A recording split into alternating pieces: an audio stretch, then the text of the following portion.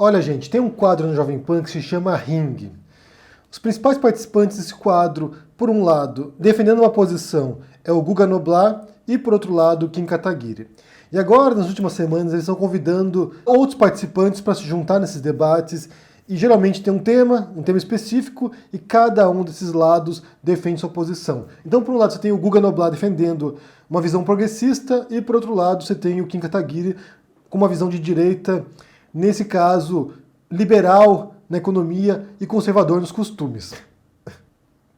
Bem, e se vocês não viram o de hoje, assim que acabar o vídeo, vão lá e assistam. Porque hoje os convidados especiais do lado direitista era o Fernando Holliday, do MBL, amigo do Kim Kataguiri, que faz parte do mesmo grupo que o Kim. E do lado do Guga Noblar estava o Carlito, do canal O Historiador. O Carlito é um amigão nosso aqui, é uma figura excepcional, e ele estava lá defendendo a visão progressista.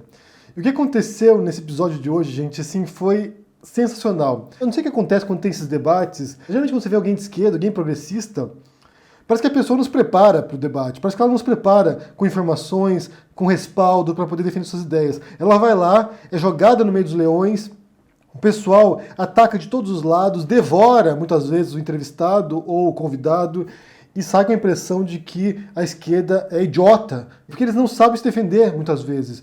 Eles tentam partir para uma noção, que é a noção correta, na verdade, de debate, que é a minha visão sobre debate também, e quem acompanha o canal aqui já sabe a minha posição sobre isso, que esses debates, via de regra, são inúteis, porque eles não têm o propósito essencial do debate, de fato, que é uma busca pelo conhecimento, pela verdade, mas sim uma conquista de posição e de vitória.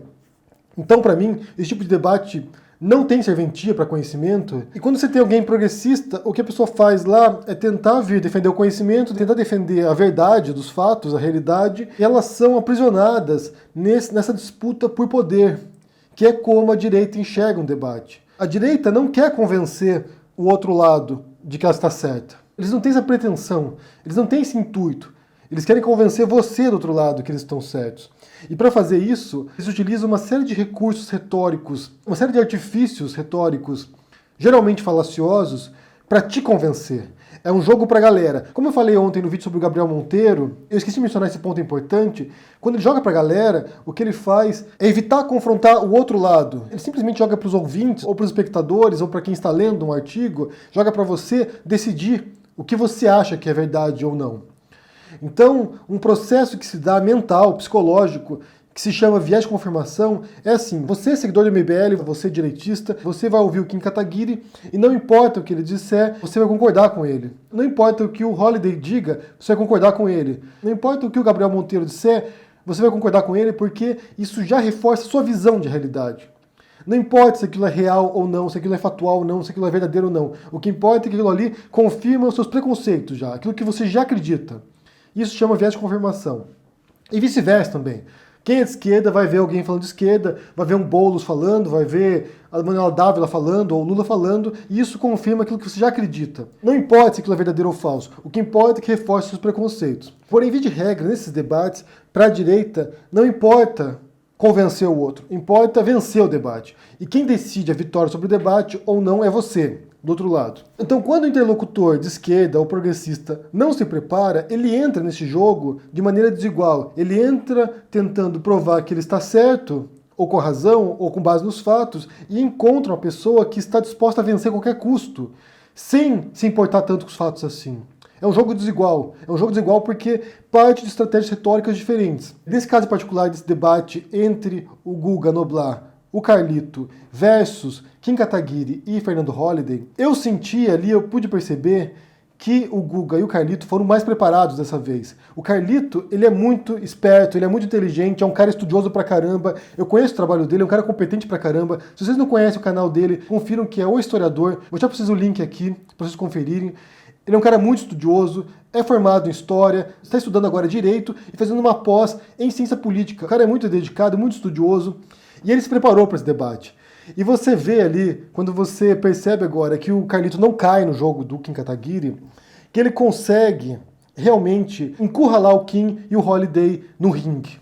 Ele conseguiu fazer isso. Pensando nesse debate, dessa forma, como os direitistas jogam, que essa disputa pela vitória, Nesse caso em particular, nesse programa de hoje, a vitória foi do Carlito e do Guga Noblar. Porque o que aconteceu nesse debate? Eu vou explicar para vocês aqui e te explicar o que eles fizeram, o que o Carlito e o Guga fizeram. Boa parte da divergência que existe entre direita e esquerda, em termos sociais, políticos, parte de interpretações da realidade, de visões de realidade. Eu falei aqui recentemente sobre o caso do Drauzio Varela também, sobre como a esquerda pensa no coletivo, via de regra, nem sempre, mas via de regra pensa no coletivo, e a direita pensa no indivíduo, na autonomia do indivíduo. Então são duas visões diferentes do que é o ser humano e do que é a sociedade. Legítimo isso, legítimo. Você pode defender que primeiro parte do indivíduo para depois ir para o coletivo, você pode partir do coletivo para depois pensar no indivíduo. Isso é totalmente legítimo. São duas posturas intelectuais e com longas tradições filosóficas, importantes na verdade. Tradições de esquerda, tradições progressistas, tradições coletivistas em alguns sentidos e tradições liberais, individualistas, tradições de autonomia do indivíduo e de liberdade do indivíduo.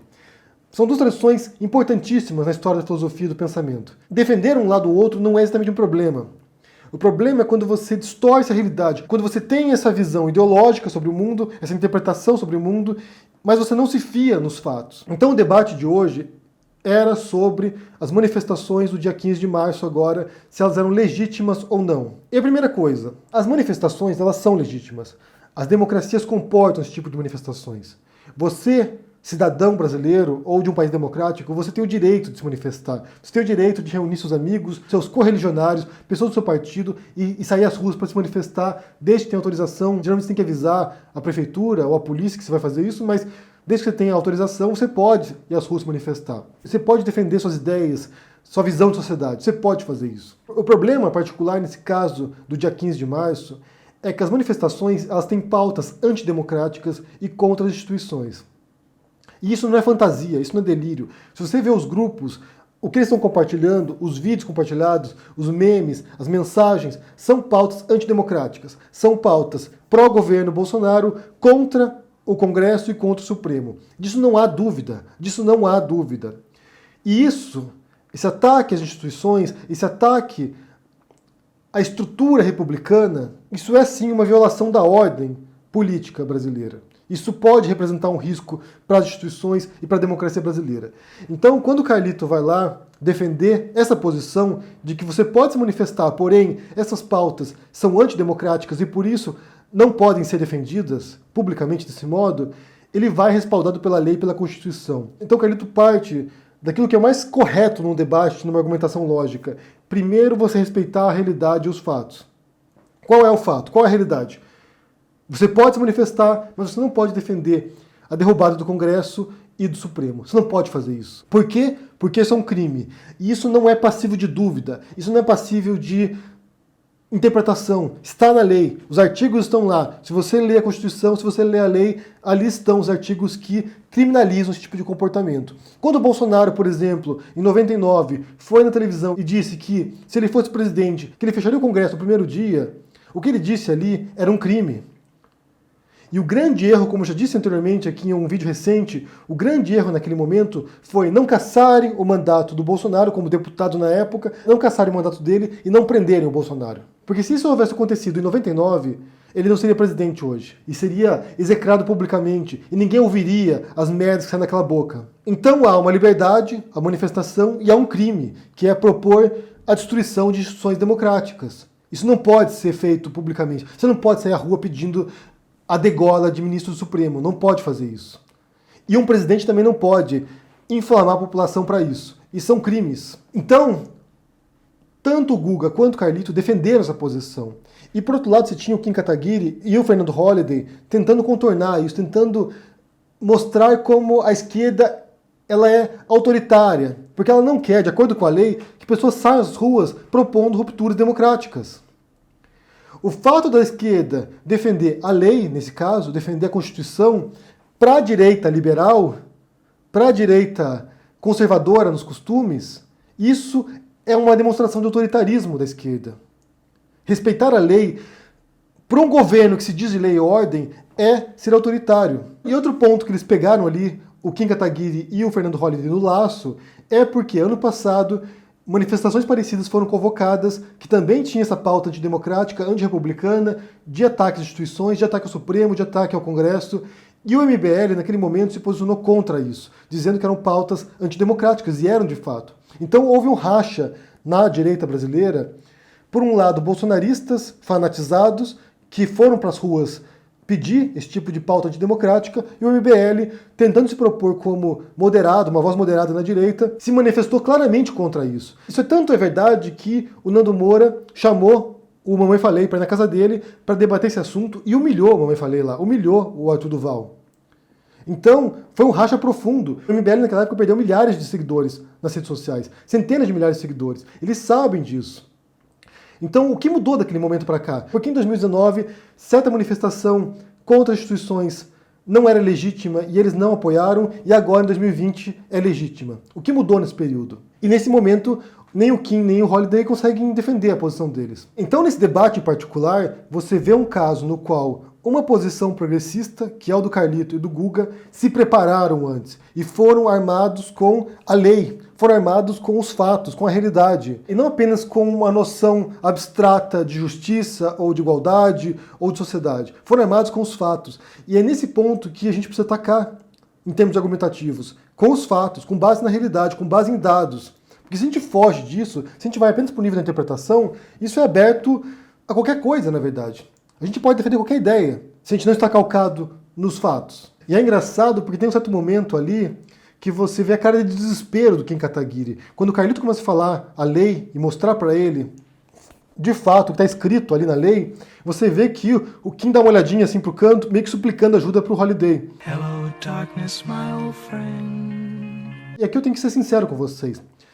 A gente não pode menosprezar a inteligência do Kataguiri e do Holliday. Eles são muito bons naquilo que eles se propõem a fazer. E é por isso que eles cresceram tanto em termos políticos e de influência realmente no debate. Porque eles são bons naquilo que eles fazem. Nessa disputa de poder argumentativo, nessa disputa por vencer o debate, eles são muito bons mesmo. O problema é que raramente são confrontados com os fatos. Raramente alguém vai lá e mostra, olha só, é isso aqui, olha para a realidade. Não adianta só ficar no nível da retórica, no nível das falácias lógicas, tentando nos enrolar com esse tipo de truques argumentativos. Olha para a realidade. Se a gente não olhar para a realidade, não tem argumento. Ou o seu argumento não nos vale, não nos serve. Talvez um dos poucos representantes desse grupo ali que eu paro para ouvir, que embora geralmente eu discorde daquilo que ele diga, nas conclusões dele, é o Renan Santos. É o único que eu sinto que tenta fazer esforço de não fugir tanto da realidade. Embora às vezes ele faça isso também. Mas sinceramente, assistam a esse debate na Jovem Pan, Guga Noblat, o Carlito, o historiador, contra Kim Kataguiri e Fernando Holliday. Porque ali você vai ver qual é a diferença que faz quando você se prepara para um debate, quando você estuda, quando você vai armado de fato com dados, com os fatos. Como é mais fácil, nesse tipo de debate confrontativo, que o que importa é vencer no final, como é importante você estar balizado numa pesquisa séria. Mas é claro que em toda circunstância parecida, né, como eu já disse aqui várias vezes sobre polarização política, quem é fã do Kim Kataguiri e do Holliday vai ver esse debate e vai achar que o Kim Kataguiri e o Holliday ganharam o debate. Quem apoia o Guga e apoia o Carlito vão assistir e achar que quem venceu o debate foi o Guga e o Carlito. Porque as pessoas buscam viés de confirmação e desprezam os fatos. Então esse é o grande problema. Se a gente consegue realmente estabelecer uma base comum de debate. Aqui é a realidade. Dessa realidade aqui, a gente elabora as reflexões, elabora a interpretação, elabora os pensamentos e depois a gente confronta esses pensamentos a partir disso. E não a partir de devaneios, e a gente fica confrontando devaneios. Aí não dá certo. Aí não avança nada. Eu conheço o canal do Carlito, já preciso do link aqui embaixo. Confiram esse debate e me digam o que vocês pensam sobre isso. O que vocês viram ali, o que vocês leram nesse debate. Vocês realmente concordam comigo que o Carlito e o Guga foram preparados mesmo e conseguiram defender bem suas posições? Me digam aí, porque pra mim foi muito engraçado ver o Kim Kataguiri perder o rebolado. É algo que você não vê geralmente. Ele ali desorientado, sem saber como defender a posição dele, percebendo a própria contradição da posição deles de um ano atrás, criticarem uma manifestação com o mesmo perfil e agora, em 2020, defender a manifestação. Me digam o que vocês pensam aí, deixa no comentário, deixa o joinha, assine o canal, ajude no apoio, a gente se vê por aí. Abraço e até mais. Tchau!